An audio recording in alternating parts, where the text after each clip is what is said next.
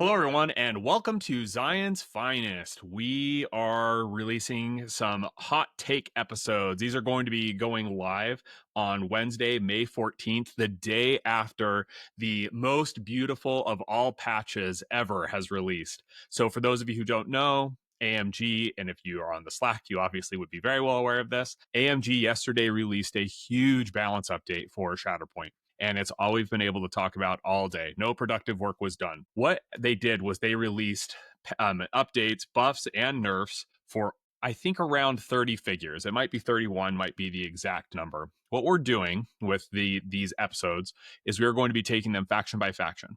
So in this episode, we're going to be talking about the Republic, and if you are interested in the Republic and what our takes are regarding power level and what things look like going forward, you're going to love this. We are also going to be releasing an episode on the Empire at the same time. The reason why is because the Empire received some pretty substantial nerfs, in addition to some good buffs for certain things. And we think that those are kind of the headliner changes and what we're going to be talking about, in the initial spate. We are then going to be doing episodes on the Rebels, which is Ewoks plus Luke Skywalker, Separatists, and then we're going to also be talking about bounty hunters and kind of like the miscellaneous category, which will include Obi-2. So that's the general structure. We're going to, like I said, these are releasing the day after the patch, so obviously our takes are pretty hot. We are going to be trying releasing the next episodes over the coming week. And so obviously, if you would like to join in the discussion, hop on the Slack and we can build even more mega threads. And with that being the case, Matt, let's dive into this. Let's start talking about the Republic. Perfect. So I think one thing that's exciting for Republic is that I think by far they had the most units touched and the most substantial changes. And so this is probably going to be our longest episode. If you, like me, have been longing to play Republic and to get some of that older stuff to work since it came out, I have some good news for you because I think what we're seeing here is pretty exciting. So a total of 10 different units had adjustments to them. You've got 4 supports, 2 secondaries, and then 4 primaries. I think we're going to start with the primaries. So let's go ahead and dig in there. The big primaries that we've had hit are Anakin Skywalker, Ahsoka, Tano Jedi No More, Jedi Master Mace Windu, and Darth Vader Jedi Hunter. So let's start with Anakin. I think Anakin is probably the most changed unit, period, within the game of all of the changes that we received. The big callouts are a change to I'm going to end this, which is his kind of signature reactive ability that lets him make a double attack. It still costs 2 force, and now it's after he makes a combat action, he can use it, and he can change his stance card, much requested feature, and then he can make a melee attack.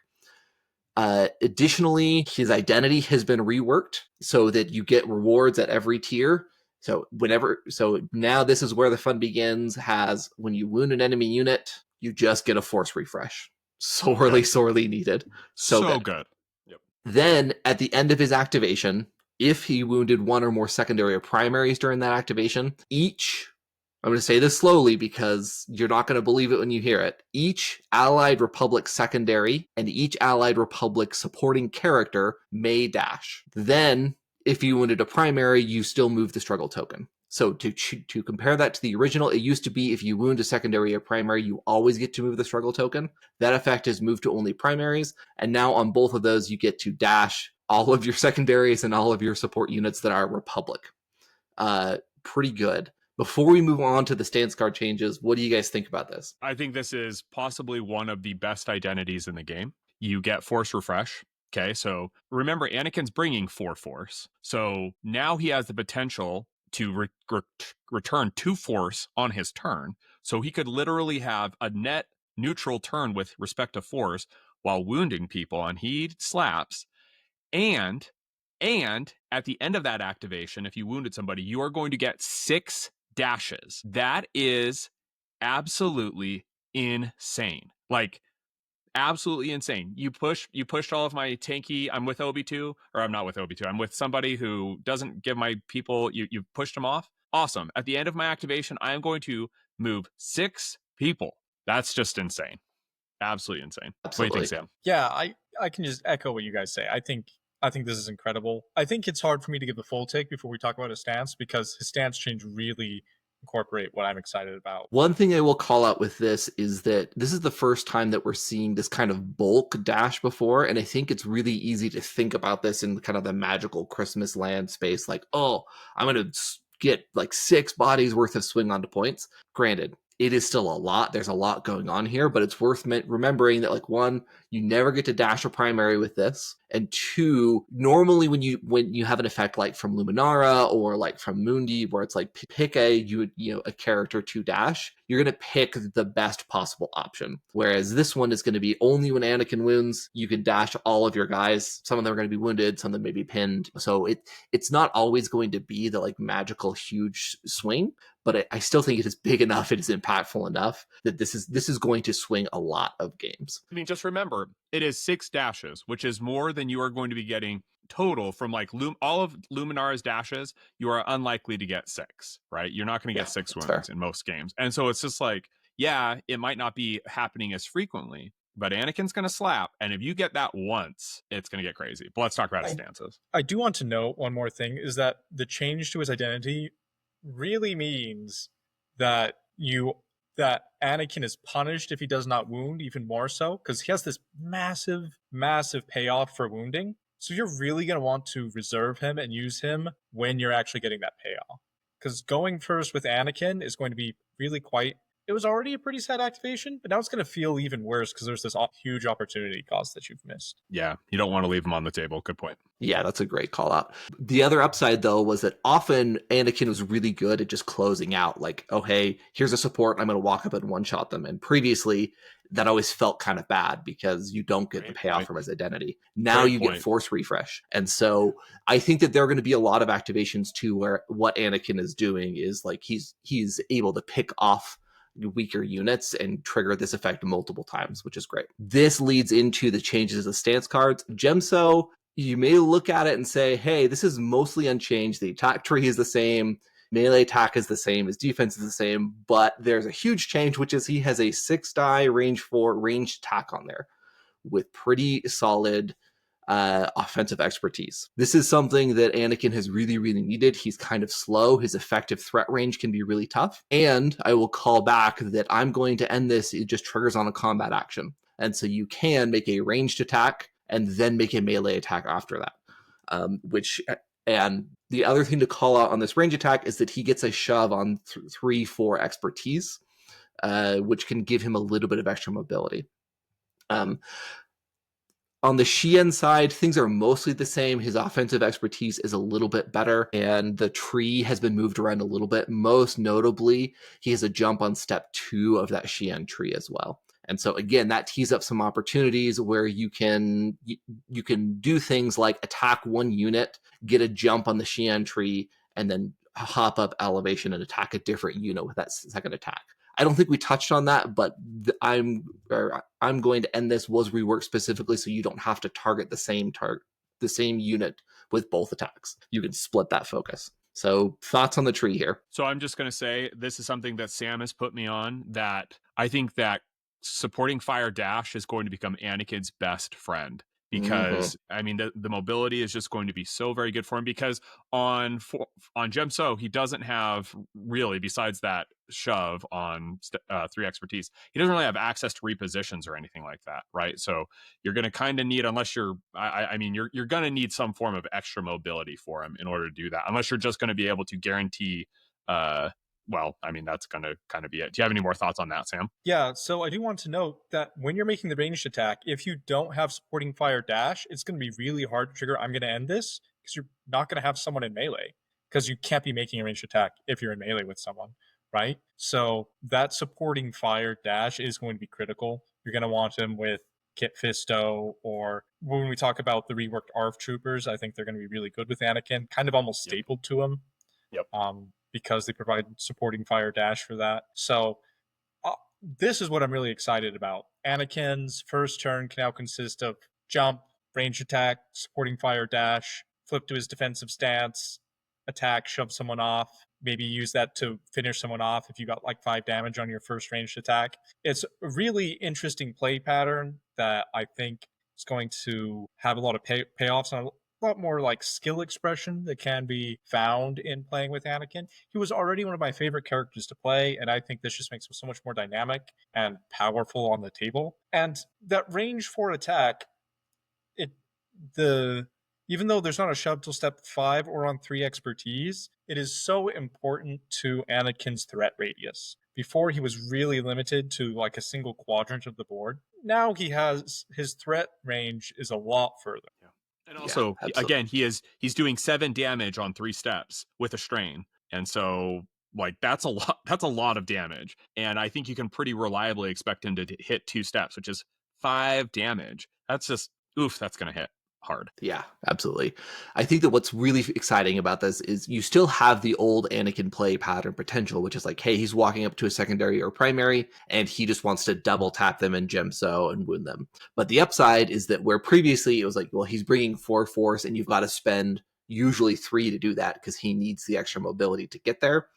You get a refresh, which is a huge deal, but you also have this added dynamic where you can split those attacks, where you can spread out that damage a little bit. I think that good players are going to be able to set up kind of a row of dominoes for Anakin to knock down as well. And I think it's not, I don't think it's going to be common, but it's going to certainly be possible. It's going to happen that Anakin is going to have some big swing plays where he's wounding 2 units in an activation and just like you said, force neutral plus dashing a bunch of people. And that kind of thing can be backbreaking and can just win you the struggle single-handedly, which I think is just such a great thematic place for Anakin to be. Requires setup, but he can have this big splashy activation that will completely turn the tides of battle. Yeah, he no longer soaks up resources with like high risk for very little reward. It's like now it's like, no, your reward scales from good reward to can win you the game reward. So, which is what you want in a carry unit. The other Exactly. thing I want to note is that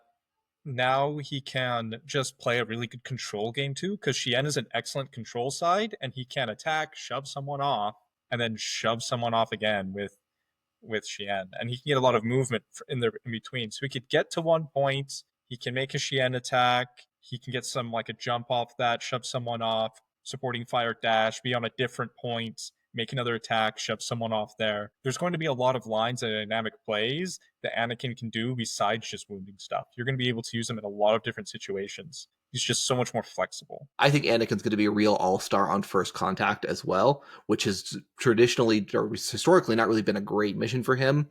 But the ability to just say like, okay, cool, I make a big play and then all my bodies get to move somewhere else is such a big deal on that map where the objectives are moving around so frequently. Great point. Any other thoughts with Anakin? I think we're pretty excited. I think he seems like he's going to be a big threat in the metagame going forward. I think they knocked it out of the park with this change. Like, I hope he's not too good. It's like the only thing I'm a little bit nervous about, but he is good. He is at least going to be good. Absolutely. And honestly, if there's going to be one unit in the game that is the terror of the metagame, I mean, why not the chosen one, right? Sure. Good point. He can have a turn. There you go. All right, so let's talk about Ahsoka. Kenny, I think you are a little bit interested in this conversation. So big changes for Ahsoka. She has a new innate ability, which is called You'll Find I Have Many Qualities for You to Dislike. While this unit is not wounded, characters in this unit and allied characters within 2 add 1 expertise to their defense rolls. So really solid defensive ability. And then her identity has been reworked. So that when another allied unit is wounded, she will recover 3 first. Then she may advance or jump in any direction. Does not have where previously that had to be towards the unit that was wounded. And then she may make a melee attack targeting the enemy character that caused the effect. So big glow up for that identity. First thoughts on those 2 changes. So let me say here, You'll Find I Have Many Qualities for You to Dislike is possibly what I think could be the best ability she's got now. I mean, her identity is very good, but the ability to add expertise that you can't get past, it ignores expose, although expose is going to be taking a hit. But it just makes it so that not only do you have to attack Ahsoka, right? Or you don't want to attack Ahsoka, but now it's like you're like, well, I want to attack her friends. She is also giving a benefit to them as well. So it's exactly kind of what we've wanted in Jedi primaries like Plo. The ability to protect their squad, right? The people around them. That is what Ahsoka is giving here. And then her identity is just better in every way. I mean, it's like Mando's ability. She can heal 3 and then either advance or jump anywhere. And then you can also make an attack. And it's not even a 5 dice attack, it's an attack. Right. So it's It's a just, I mean, full... she's just better in every single way. And I think it has become the case. Ahsoka used to be hard to deal with in terms of defensively. I think she's kind of like Kit Fisto, where it's like, you just can't attack her, and it's hard to attack her friends now. So diceless or nothing, I guess. Absolutely. She does lose the ability that she had but never really used to recover damage on the friend that she was dashing towards. But after they get wounded, that really does not matter. And so really the impact of the Recover 3 here is that it's like, you can't stop it. Like, she can be pinned and strained and disarmed. And guess what? She is, remove all 3 of those conditions and still move towards you and slap you. Yeah, I think Mando is a very apt comparison here. I think she's going to play a lot like a Republic Mando. Uh, I the attack is not why you're taking this revenge trigger. It's going to be great when you're getting it, but you're taking it because you're getting movement on a wound from a figure that's very difficult to wound. So she's going to play a lot like Mando in that regard. Unlike Mando, she doesn't have dice list, but she gives a little bit more to her friends with the expertise bubble. It is only range 2, which means that it's only really going to cover the objective that Ahsoka is on, or if on first contact she can bubble 2 objectives, but only 1 will be active at a time, right? So the bubble is limited, but it is impactful. Like that 1 extra expertise it's not always an extra block, but it will often be. And also, she does have jumps on her expertise on high values, and it makes it a lot easier for her to get those. So it's just going to make her a lot more difficult to displace. And then she has a super solid revenge ability. I think she's going to be a very solid piece like Mando. That's just going to be, hey, here's defense, here's revenge, and it's in an era and a faction that needed them. I will call out that she does not have a ranged attack for that revenge attack, which is a big deal. However, if you compare to Mando, Mando gets a reposition. The characters that have ranged attacks typically are getting a dash plus a ranged attack, and that's a 5 die attack. She's getting the full die melee attack, and then she can choose either to advance or jump, which is a big deal. I think this is the first time that we have seen jump. No, I guess Kanan has a jump on his revenge trigger as well, and we know how good that is, right? Kanan just has the best revenge trigger. Yeah, Right. but that's what's an interesting comparison here, is that it is more limited. It is worse than Kanan's, but she gets to heal 3. Then she can either advance or jump, right? And then she's making a full attack as opposed to 5 die. It's not as good as Kanan's, because Kanan is attacking, with his pack leader, and he's getting 5 damage and 2 shoves. But it's like, we can't all be Kanan, and this is very, very good. Yeah, great. Moving over to her stance cards, she just gets a little bit of a glow up on both. The trees are largely the same. Her offensive expertise on both Jarkai and Xian have gone up a little bit.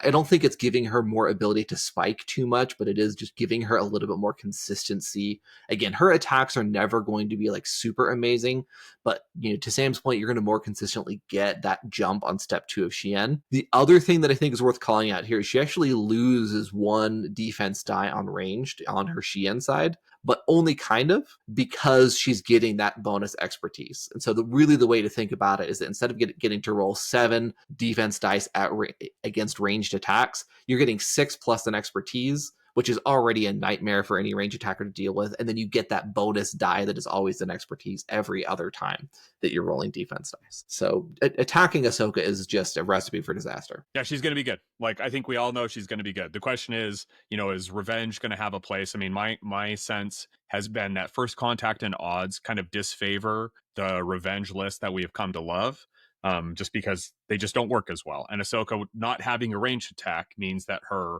revenge attack will be much less consequential on first contact and odds. So there might be a structural issue going on with these kind of figures. It's the same with like Mama or Princess Leia.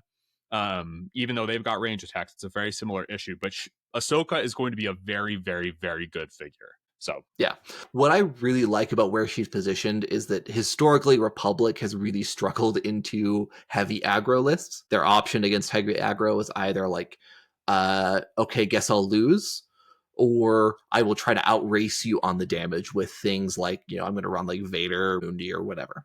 And I think this really gives Republic, like full Republic Premier List, the option to be like, I'm going to bring one tech squad that is focused on anti-aggro, that gives me a revenge trigger that I can pair with Mundi or, whatever core I want to, in order to have a little bit more options in terms of slowing down. You want to know on her expertise, it's really tuned to only consistently get her first 2 steps. Like, it's still the case that every expertise beyond the first has diminishing returns for Ahsoka. So her attacks are never really going to be super spiky. She's just going to be defensive. She's going to do 1 or 2 steps. It's really basically just like Mando. He basically does the same thing, right? So Yep. Cool. Let's talk about Mace. Mace is another one of the big, most changed primaries I think that we have seen. A lot is still kind of the same, honestly, but big change are he's 7 squad points now instead of 6, so he's got a little bit more flexibility there. I think that is honestly the biggest thing.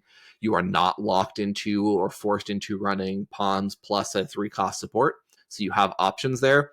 He's seen 2 ability changes. I'm going to talk about Tempered Aggression first. This previously was a reactive ability, and it has been changed to an innate. And so now it's just when he's attacking or defending, you can spend 1 to 3 force, and you add 1 die to the roll for each force spent. So very similar. It's actually changed because the previous version was you get to re-roll failures, I believe. And now it's just before you roll dice, you add dice to the attack. In some ways, I think that's a little bit worse than being able to re-roll because you have more information. But on the upside, 1, you get to add to your ceiling a little bit. 2, you don't have conflicting triggers with coordinated fire, supporting fire, so you can stack those things.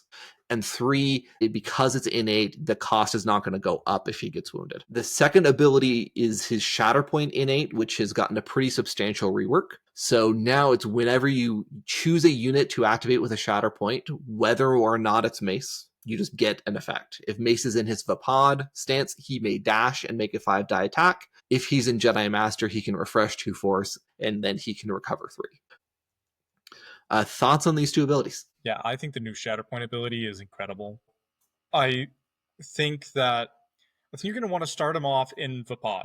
Mm-hmm. And if you draw Shatterpoint, that gives him an extra dash to get up further. Then if you start him off in Vapod and you don't get Shatterpoint, you move him up, you can flip him into Jedi Master. And that means when you draw your Shatterpoint, you're going to be refreshing force because you're assuming that you're going to have spent some force at some point. The other interesting thing is that giving himself some other out of activation movement on your Shatterpoint, no matter what it is, really helps turn on his identity. You can really build lists now where you can move Mace with the addition of Phil's clones on every activation except for 1 supports activation. 6 of 7 activations, you can move Mace, which can really help keep his identity on lock. So you have this constant steadfast protection bubble.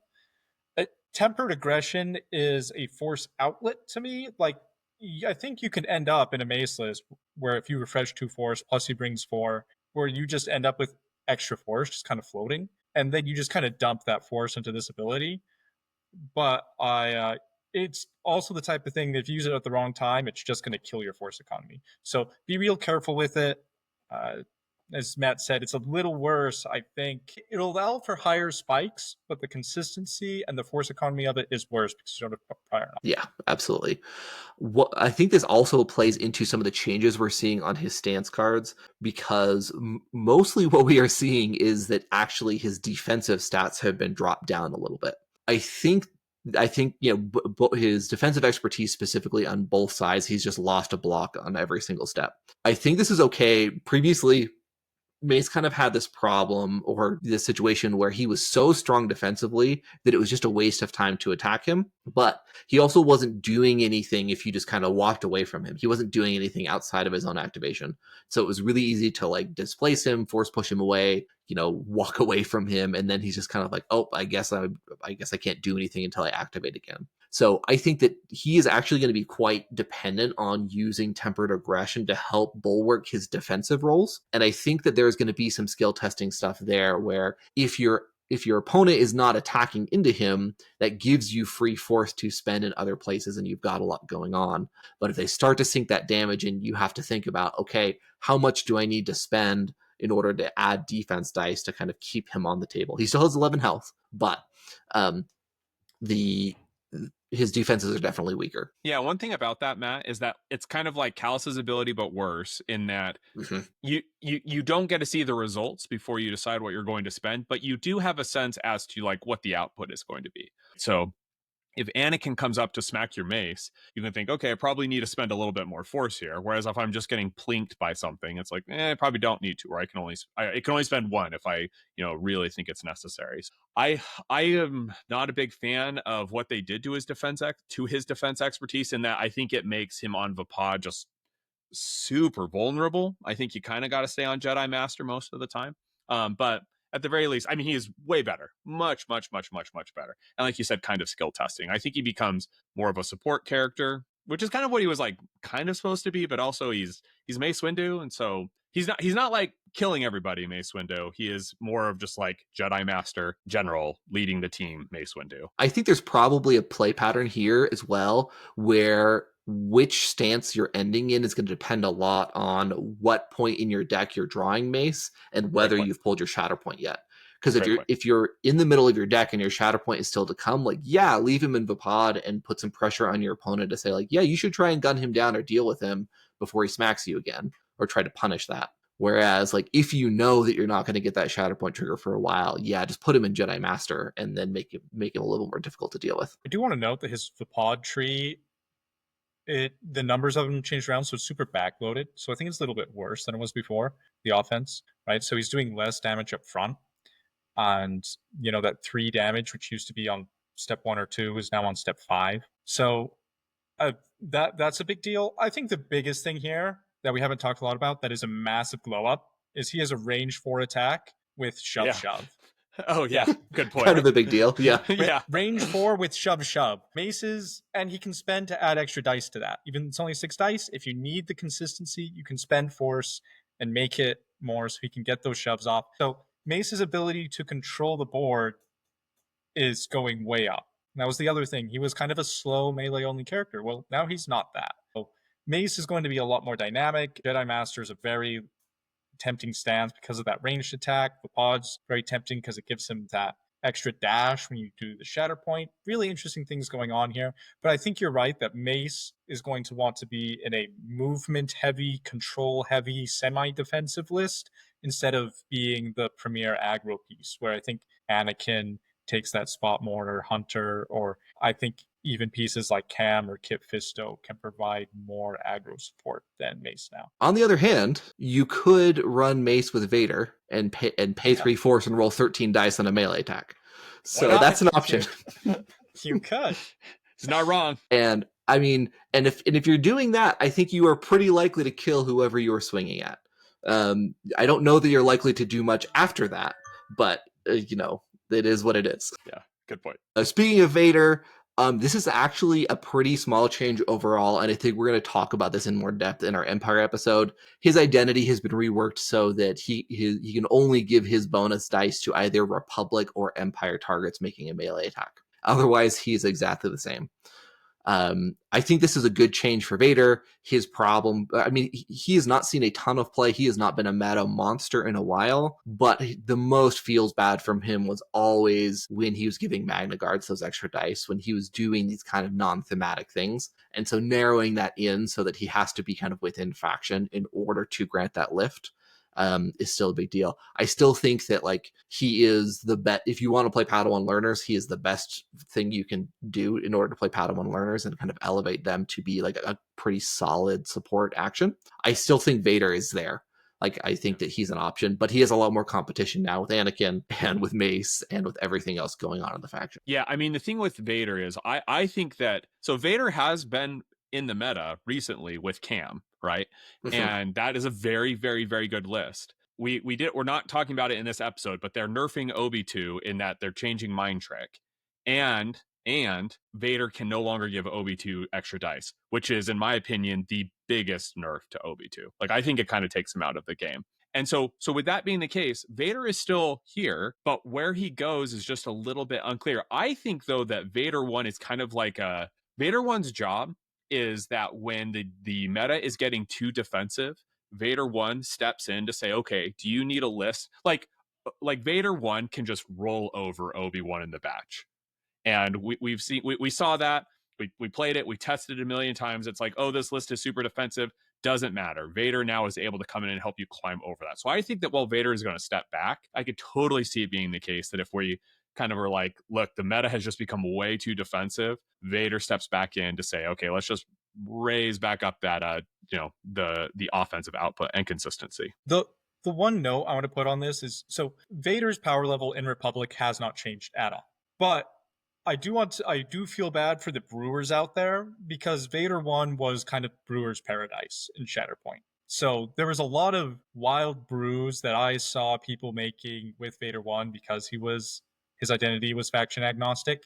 And I think that there is a loss to the game in the sense that that brewing option is now no longer there. Hopefully some of these other updates that we see with like Cad Bane getting eras expanded and stuff kind of give those brewers another outlet to enjoy the game in that way. That's not always how I have approached the game, but I know there's a lot of people who get enjoyment from that. So I think this nerf is more of a will be felt more not on gameplay in the table, but in some people's enjoyment for list building. Yeah, I think there's a fair call out. I think my initial read is I think that Anakin is going to kind of win out over Vader in most cases going forward, but I could see a place for Vader if you're trying to do some kind of a like blended Republic Empire thing where you need to have a fourth squad that can pair with multiple things across like different eras or with different faction tags. I think he could potentially bridge that gap. But even so, like, he's still great.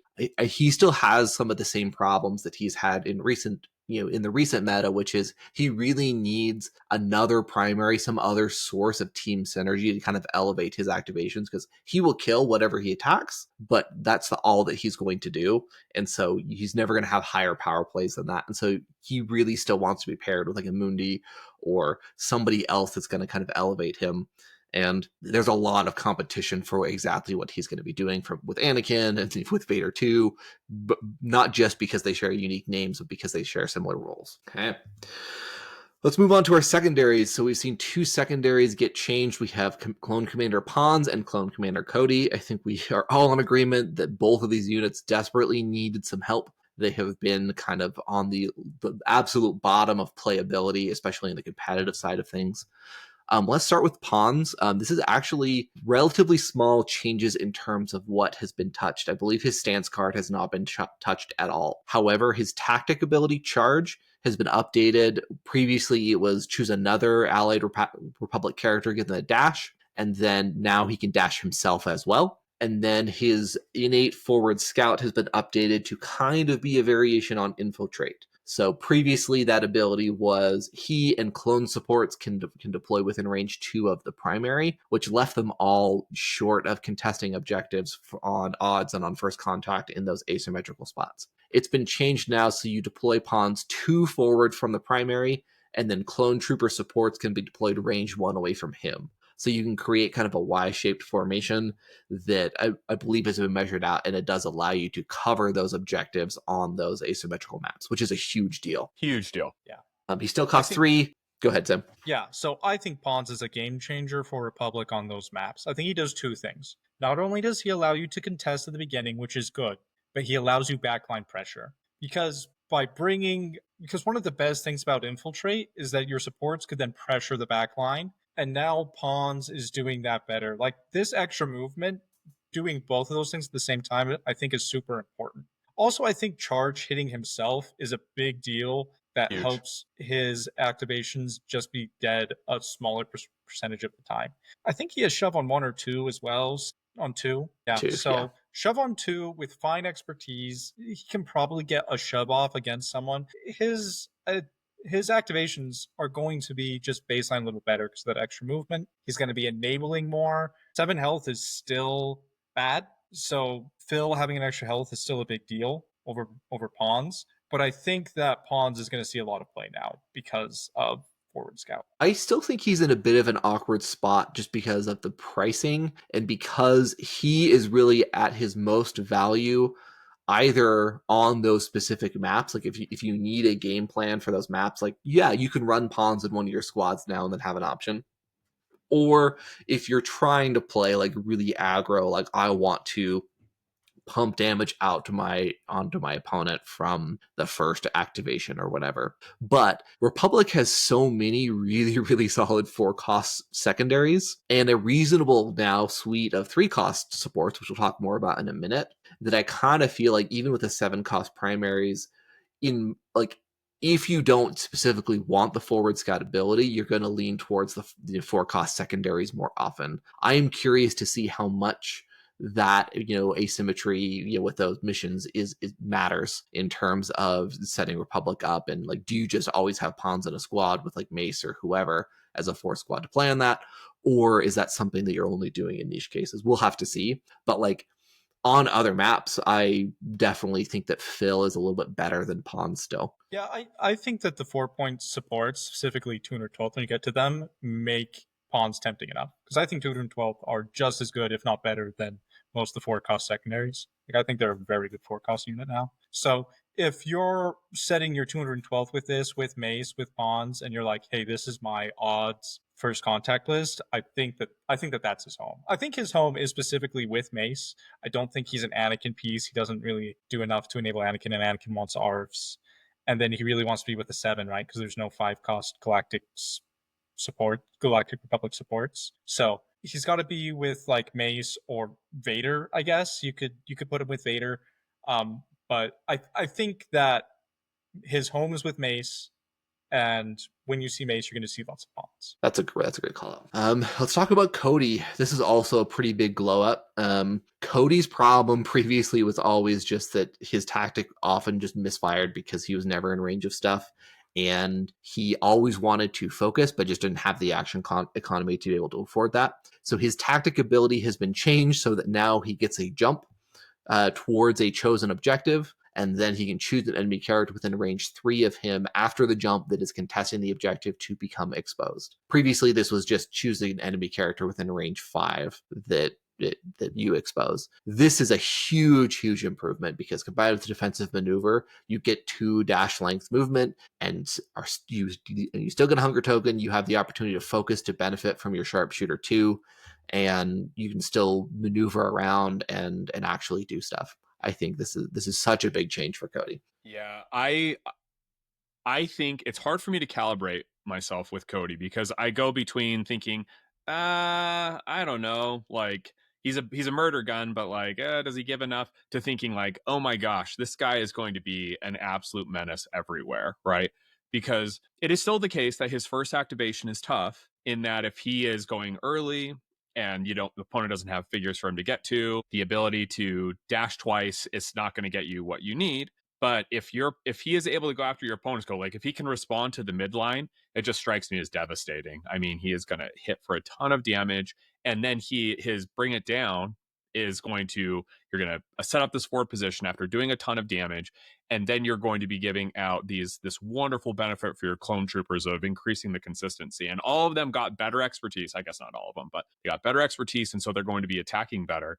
It just seems like he's not like Hask. He's not as good as Hask was at all. But this is like a very similar kind of effect in terms of like really hitting hard and amping up what people around him are going to be able to do. So I don't know. Like I think he's infinitely better. Like he's infinitely better, but like I'm not sure where he lands. Yeah. The other thing that I really like about this is that I think it actually sets Cody up quite well to be somebody who like stands on a backline point and projects threat forward, because he can jump forward, make an attack, and then defensive maneuver back, take cover, have 2 hunger tokens, and like stay on that objective. And he doesn't have, let's just go ahead and hop over, because his offensive expertise also has gotten a glow up. He's just added a crit on every step. So step 1, he's crit and an auto damage. 2 to 3 is crit hit auto damage. 4+ is crit 2 damage. And so he now has the tools and his expertise, if he's focused, to where he's consistently climbing to get those 3 steps to get the shove. He's doing like a solid amount of damage. Like his attacks are actually going to hit and do something now, where he previously just had a lot of trouble climbing the tree. And And I think he has more ability to wiggle around and kind of give those rerolls to clone supports. 9 So- dice. He's gonna be hitting with 9 dice. With this. Look at his expertise: a damage and a crit on each step. Like they just added a crit. Like he's gonna hit. He can hit pretty hard. Yeah, I want to do a couple of call outs here. So I think Cody is a figure that if you don't build around is going to feel bad, and when you build around him, he's going to feel very good. And what I mean by that is I think he needs a unit with supporting fire dash near him. Because I think if not, you're going to end up with activations where he's not able to focus and attack and get to the spot where he needs to go. So he's either going to be rolling 3 less dice, which with his tree, which means he's probably not going to be shoving anyone because he needs those dice to climb to that steps 3 and 4 for those shoves. And he's probably not going to be wounding anyone with those 6 dice attacks. He really needs those extra dice, or he's not getting to a point. So I think Cody is going to become best friends with Kit Fisto and ARFs. Or like it'll be Kit Fisto, Cody, 212, something like that, where Kit Fisto's just his best buddy, goes everywhere with him. And then he's going to feel really good in those lists. Those rerolls are very significant.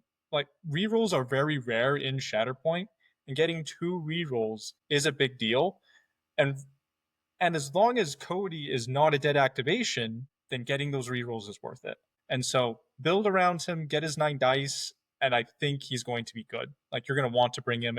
If there's a Kit Obi-Wan semi-aggro, semi-defensive list, I think he becomes super interesting there, right? So, or like Kit Cam aggro could be really interesting with him too. Like you have like Cam with ARF troopers and Shock and Kit going on, get some aggro going there, mixed with your Cam. I think he does some interesting stuff specifically with Kit Fisto. Yeah, I think it puts him in a really interesting spot, like you said, where it's like he is not always going to be the right call, but he's going to be very playable, very reasonable if you're building around him, if you are leveraging what he wants to do, well. And it's very exciting for this character that came out with the very first wave and has always been just like one of the worst, most difficult to leverage secondaries in the game, to get a glow up where you can actually see he has a niche of value. And it's not that he's power pushing out other secondaries by power, but it's like he has a specific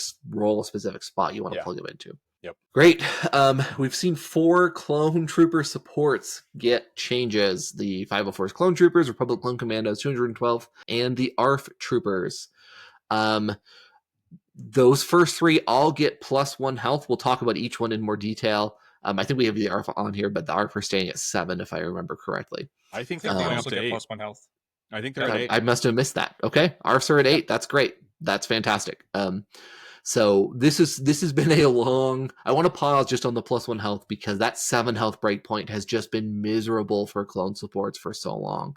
It is such a bad breakpoint to have, and so being able to push that up to 8, where they are kind of at average instead of below average, and then have some synergistic tools to kind of bring them over the top, is really phenomenal.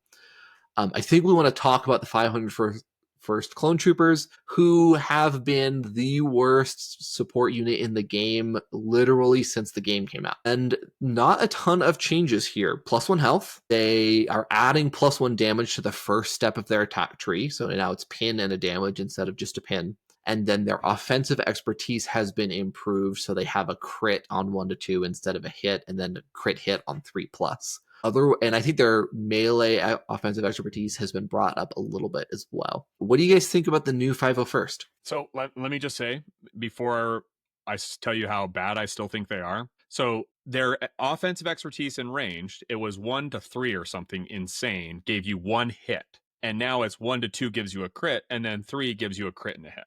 Now, that's great. Their problem is that they have a shove on 3. And these guys are not going to be hitting that most of the time. So they have 8 health. They have coordinate fire strain. That's amazing. I don't know. I think you're feeling it with these guys. So Sam, what do you think? My thoughts are, I think they're playable now. The problem is that ARFs still exist and they're better, and Phil's clones exist, and I think they're better too. Here's the benefits that these guys give now. These guys are going to be your highest damage 3 cost support in Republic, which means if you want to go a Cody clone damage based list with if you want Anakin in there with Hunter and you want to bring a 4-cost uh, secondary with Anakin. These guys are reasonable there, especially because they give coordinated fire strain, which boosts Anakin up to 8 damage on 3 steps. So that's a big deal, right? Or I think Mace has strain somewhere early on the tree too, so I think it could also boost up his damage, right? If I recall. So you have some interesting things going on there where they can help boost up damage, and that extra damage on step 1 is a big deal because now you can pretty reasonably expect to do 7 damage over 2 attacks with them, which is massive, right? If you get 2 steps into 2 steps, 7 damage is quite a bit. And then if they have some Cody rerolls, you can probably hit that 3rd step some amount of times, and you're going to get lucky. Not this lucky. It's probably going to be like against most of their supports, probably like coin flipish to get 3 steps, right? So you're with that better expertise, things are going to be a little better. I still think they're being outcompeted in their slot by the other units, but there are now some reasons to take them. Like if you want the most aggro version of Republic, they're more aggro than your other options. Yeah. I think those are great call outs. And I agree. I don't think these guys are like wrecking the curve by any means, but I do think coordinated fire strain, now that coordinated fire expose has been removed from the game entirely, strain is probably the best coordinated fire ability in the game, which they have. I don't know. I guess pin is also quite good. I think pin, pin is probably better. Yeah. But so, and that's fair, but they are consistently going to hit that, 3 damage plus a pin on their attacks, and they have defensive maneuver. And so I tend to agree that they're going to lose out to some of the other changed units or the other 3 cost supports that Republic have. If there is a place for these guys, it is going to be either with Anakin to kind of help tee up units for him to have a big like double wound play later, potentially in like an Anakin OBU list as well, where like the strain is going to matter more, where the defensive maneuver matters a lot. It is a pretty common thing in Obi-Wan lists right now where like you're activating a clone support and you're like, cool, their action is going to be, I'm going to advance, I'm going to defensive maneuver, I'm going to hunker, and I'm just going to stand 2 bodies on a point. And like oftentimes 8 health plus 2 hunker tokens with Obi-Wan on the table is enough to just be like, good luck. You're going to have a hard time flipping this point. And that's a totally fine first activation. And then they can pick people off or whatever. Like, I think it's likely that like ARFs are going to beat, the new ARFs are still going to beat them in most slots. Let's talk about the 212th. I think everybody is very, very excited about where these guys have ended up. So the big changes here is they have a new innate ability, Clone Marksman, that gives them Sharpshooter 1. And then their offensive expertise has been changed. So step 1, they have crit to a hit. Steps 2 to 3 expertise, they have a crit and then a hit to a crit, and then 4+ is crit. Their attack tree stayed the same. Not a lot else has changed. They have the +1 health, so they're 8, which is a massive breakpoint. They still have defensive maneuver. They still have steadfast when they have a hunger token, all that stuff. They got +1 defense die on ranged and melee, which is Thank you for calling that out. Yeah, they used to have 4 on ranged and 3 on melee, and now they're 5/4 with still kind of middling to bad defensive expertise. And so, but that is a huge change. So what do you guys think about the 212? You should tell us about the math that you ran on these guys, Matt, because I think that is going to largely inform how we feel about these guys. Yeah. So I ran in Matt Bronson's dice calculator. I sort of said like, hey, what does their new attack look like? So I took their new attack and said, okay, if they take a focus action, so they get +2 dice from Sharpshooter, and they have Cody rerolls, which is not going to be 100% of the time, but I think they're going to be able to set that up frequently. If they are attacking into Rex, they are going to max out their tree for 6 damage, 1 shove, pin, expose, about 65% of the time. If you add in the failure to strike conversion from Hunter, that boosts up to about 80. I will call out that 4th step on their tree is 4 damage, and that's where most of their damage lives. And they're not going to hit that super often, but when they do, it's going to hit like a truck. More importantly, I think they're going to be consistently rolling about 8 dice because they are going to require force. You're going to want to spend on defensive maneuver. Like as Sam has said, you're going to want access to some supporting fire dash and other effects to help them move around a little bit to line up shots and to move into shots afterwards. But their defensive expertise means they're very consistently going to be getting 2 to 3 crits, which is what we have seen from ARCs for forever, which is consistent access to 2 damage, pin, push, which is great. And then you have coordinated fire pin, and then some of the time they're just going to spike and murder people. and they look very, very good. Yeah, I think my sense with the 212th is that they're not snipers like how what we've seen with Iden. They're like not in that league at all, but they are going to put a lot of pressure on your opponent because they can spike, and if they spike, it will be pretty devastating. And they have coordinate fire pin, right? And so it's like it feels like they're just going to be putting a lot of pressure on their attacks because they could spike or they could just shove pin 2 damage, which is great. Like we've done that with the ARFs and we know how good that is. But also they can do so much more, and you're going to be feeling the weight of the pin, and they have 8 health, and they have +1 defense die, right? So it's no longer the case that they move up and then they just get murdered. They're just better in every single way and are kind of exactly what you would have wanted clones to be. Like this is exactly what I think a clone trooper should look like as a 4 cost. They're not breaking the curve, but I judge now every clone based on like how do they compare to the 212. Yeah. I do want to know, these guys, if you focus fire them 2 into 1 person, are going to be a murder machine because they have good odds of hitting 3 steps, which means they're going to do 2 damage, pin shove, expose, and that expose makes them very likely to hit that 4th step if they have focus rerolls. So they're, even if they don't full tree that first attack, they're still going to be putting 9 damage into a unit in the attack on a pretty average roll. Like these guys are going to be able to mow down most secondaries. So I really think you want to build them with that extra movement. You want pawns, you want Kit Fisto, you want ARF troopers, you want something along there that gets them more forward up the board so they can get their focuses. And then once you do that, these guys they're just going to murder everything and have the best coordinated fire, as we talked about. And they're going to give decent control with pin push on 2 steps. So they do literally everything. And, you know, their defense is not great, but it's what you expect from a 4-point secondary. Yeah, it's fine. The other thing that I think is worth calling out with these guys, but it is true with a lot of these, is the Brothers in Arms ability where they have access to Steadfast when they have a hunger token. Previously, that almost never mattered because they had 7 health and bad defensive suite. And so they would just die and the Steadfast would not matter. But like if you've got Obi-Wan on the table, or even if you just have a hunger token and they're being shot at range, which is much more common now than like when we were first testing these guys out in the early part of the game and they were getting mowed down by like Grievous and Vader, like that Steadfast is going to matter a lot more. And because they don't have access to focus other than taking an action to do that, they are going to want to spend a force on that defensive maneuver every single time they go. And that does maybe put them in a bind later, later in Struggle 3.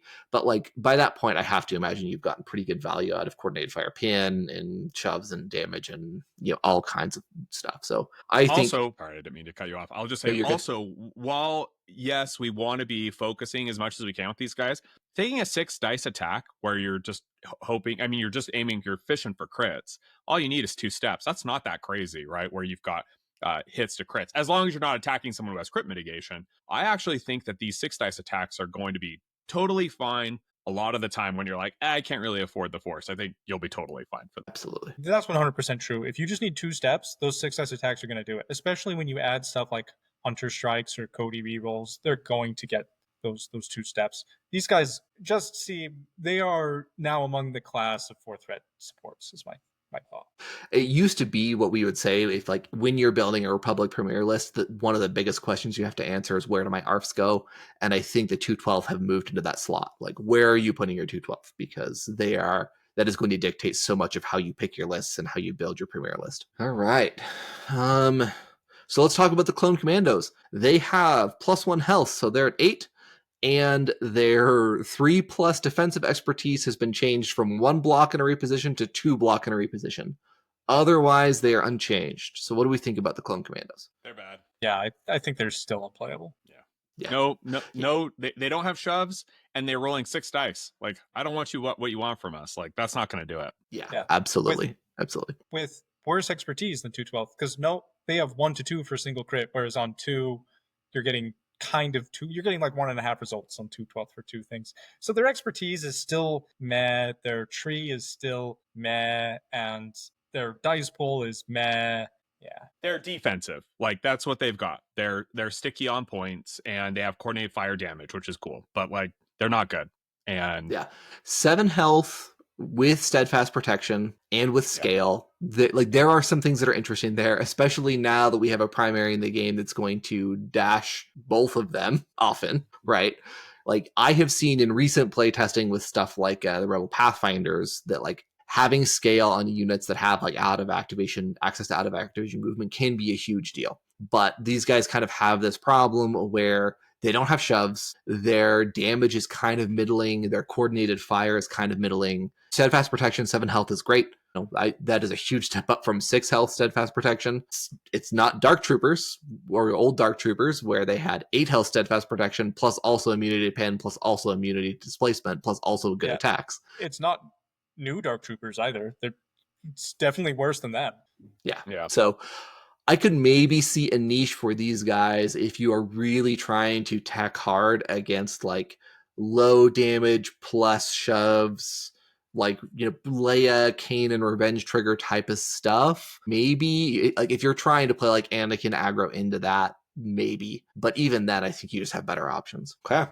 Let's talk about new ARFs. Big headline. No more coordinated fire expose, which I think, you know, I mean, insert like look at how they massacred my boy meme on this one, but I think it is genuinely for the best health of the game that we just get rid of coordinated fire expose. The elite squad troopers lost it as well. It is just too much consistent power.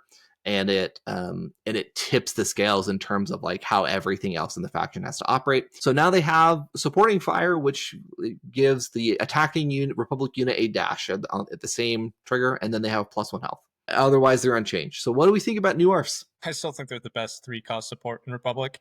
Like, I think supporting fire dash has so much synergy with what's going on in Republic that you're going to want to bring them a lot. I think their dice pool and expertise and tree is the best.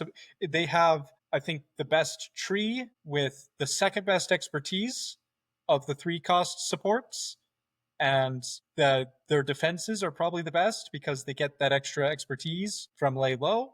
Plus, they still have the Brothers in Arms Steadfast. I think these guys are still just top of the class for 3-cost supports. However, they're no longer better than the 4-cost supports. You're going to be you're not going to be play a point down anymore. You're gonna grab 212 before you grab these guys. But you will grab these guys before you grab Clone Commandos, right? 100%. Yes. Like, yeah. Yeah, that's what I was going to say. I think they're probably better than Clone Commandos in most situations. I think they're probably better than Wolfpack still in most situations.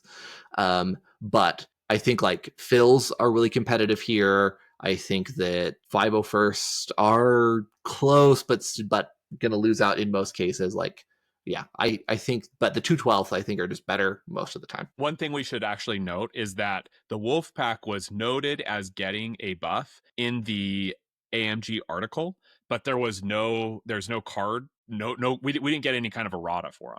So they were specifically called out as getting a buff in like the announcement article, but we didn't see anything. And they need a buff. They absolutely do need a buff. And so I think that I could see it being the case. I mean, AMG released this document that had a ton of material on it, and I could see it being the case that they were left off. And depending on what they look like when they come back, that could maybe change some of these thoughts. But yeah, right now I think it's like 212th and then the ARFs, right? And then we're kind of having these sideways fights. Absolutely.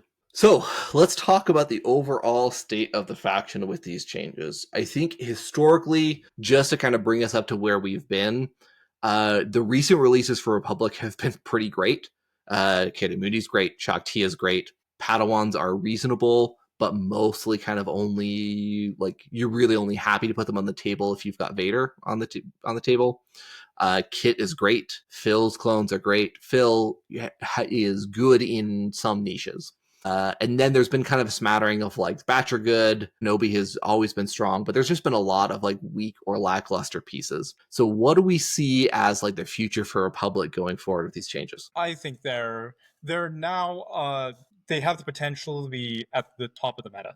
Like Cam was almost there beforehand, and now Cam has friends who are going to support him really well. Like Anakin Cam seems like a legitimately scary aggro list. I think all the clone supports getting a buff really helps those Kenobi lists, really helps those Hunter lists, right? That they were relying on subpar units before or playing a point down, and now they don't have to. They actually get the bang for their buck and play these secondaries that are now better. So I think that Republic is in a really interesting, dynamic place with lots of cool different lists you can build, lots of different competitive lists you can play.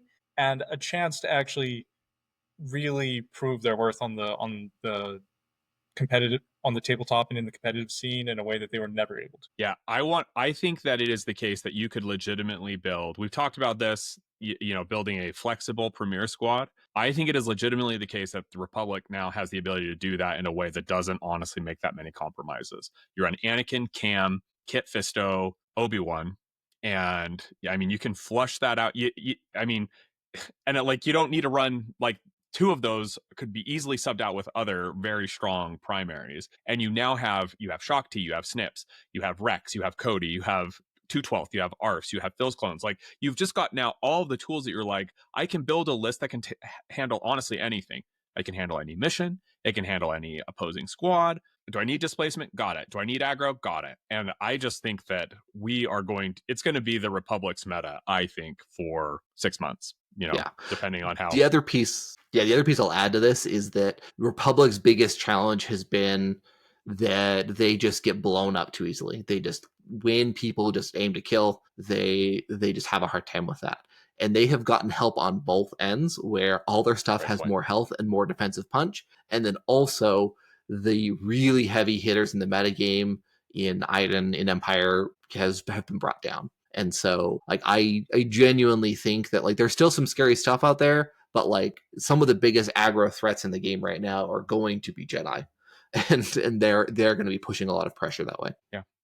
That's good, right? Like I love the fact that I was going to say I love the fact that these melee only units are the ones who are going to be hitting you hard, because that's how it should be. It should be the case that like there should be a really strong reward for the positioning for the position that is developed by a melee player, right? And but now Anakin has a range attack, but his range attack is obviously not as strong as his melee attack. So I like that. I like that it's going to be the fact that like how Armor was and how Vader won. I guess he also has a range attack, but like these units that have these really strong attacks, but they're mostly rewarding you for making melee attacks. That's how it should be, and I welcome that change. Yeah, and then adding into that Ahsoka is there to give you an option within faction to have a revenge trigger. You have a little bit more defensive playstyle. You've got Kenobi that offers that. You've got Plo and Mundi that give displacement. It's like they just seem like they have so many different tools. There's going to be a lot of interesting developments as things go forward. So, what lists in Republic are you the most excited to test first? You should go first, Matt, because you're the one who's you're the one who's been in the wilderness for so long. For sure. I mean, Kenobi's my boy, and it's hard for me to resist the call of like, oh, what if I just play Kenobi with new, better stuff? Like, it's really boring, it's really obvious, but like Anakin Kenobi with 212th, with Cody, with Rex, all just seems really, really solid. It's doing all of the same Kenobi things that he's been doing with Batch for a while and quite successfully, but with more access to defensive maneuver, a little bit more opportunity for swing plays. I think there's some really cool stuff there. The other list that I'm really, really excited about is one that we as of a few hours ago in the Slack just started calling like the clones are going to take you to Murder Town, which is you just run Batch, Hunter, Wrecker, Tekko with Kit, Cody, and the 212. And it just seems like you have range attacks that are just going to be hitting super hard. You have these defensive powerhouses. Like it just seems like you can just gun people down. And yeah, I think there's potential there too. What do you think, Sam? Yeah, I'm really interested in the kind of two archetypes I'm interested in now. Kit aggro is what I'm calling it. We're going to have him with Hunter. We're going to have him with Cam, and it has the Cody 212 package. I think Kit aggro lists are going to be really interesting to run, and I'm really interested in running dynamic Anakin lists that are built around out of activation movement and that don't necessarily need all the aggro. Anakin can just kind of provide it when you need, but build him with some diceless displacement and lots of out of activation movement to kind of give you this real well-rounded squad that can do really cool things with Anakin. Those are the two kind of archetypes that I'm going to be looking at tinkering. So for me, I will say that I think, with no real expertise, but just kind of my sense of things, that the best Republic list is going to be Anakin and Cam.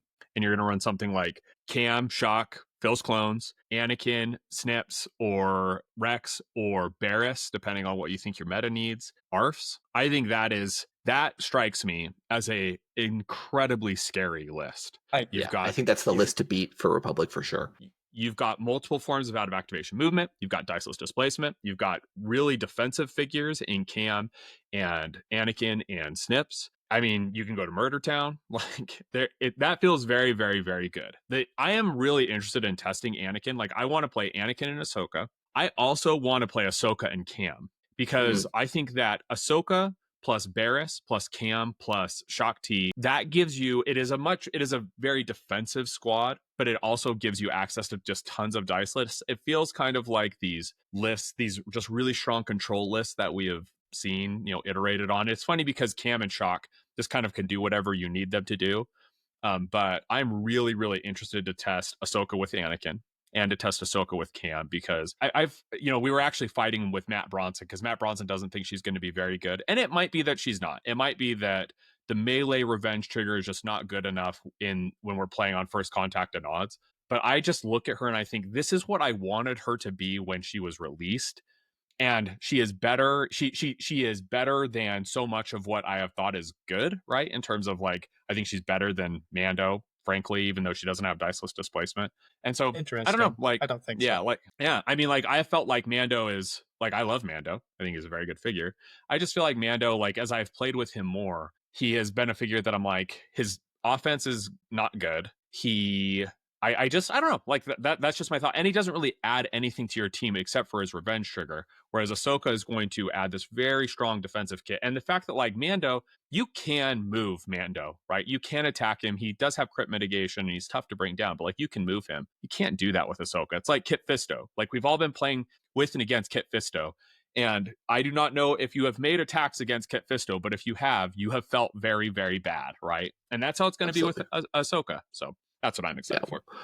One last call out I have here, mostly just because this is something that I felt like I have seen in the far off distance for like over a year, but is maybe finally possible, is just the Anakin Mace pairing. I think that you could do some really spicy stuff where you do something like Mace, Phil, to 12th, Anakin, Rex, Phil's clones, and you just have a ton of mobility for both your Jedi primaries. You have some explosive activations. You have a ton of force to work with. You've got some defensive stuff in there. Like it seems like it's going to be very much leaning into like Anakin puts on his big boy pants and makes plays. But like, I think that there's some, like, I don't know that it kind of feels like it's just going to be a strictly worse version of like Anakin Mundi. But I think that there's maybe some potential there. You could also vary that and put pawns in there over Phil and make that your odds first contact list in a 4-part Republic premiere, right? Yeah. Cool. All right. Any final thoughts? I think we've mostly covered it, but I, for one, am super pumped. I feel like I have way more things I want to test than I have time, and I'm really excited to see how things shake out for Republic in the near future. Amen. Yeah, I'm super excited. Cool. All right. Well, stay tuned. We'll be dropping some more episodes soon about all of the other changes because there are many. And let us know what you think. Feel free to jump in the Slack and tell me how I'm wrong or tell me how I'm right. We'll have a great discussion regardless. And we'll see you soon. Like and comment on the YouTube video too. Yes. For sure. Okay. Love you all. See ya.